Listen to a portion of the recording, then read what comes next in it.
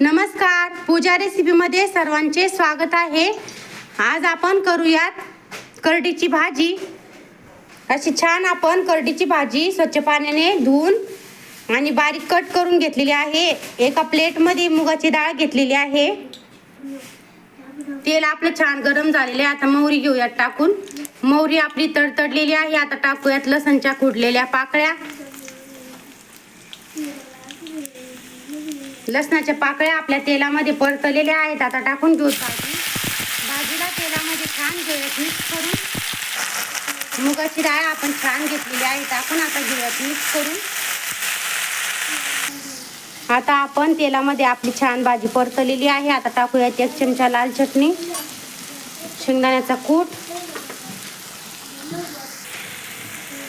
चवीनुसार मीठ।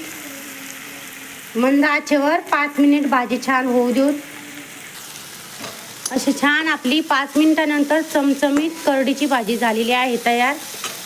अशी झालेली आपली करडीची भाजी। अशी छान आपण करडीच्या भाजीला प्लेटमध्ये घेतलेला आहे काढून। करडीच्या भाजीची रेसिपी आवडल्यास लाईक शेअर सबस्क्राईब जरूर करा।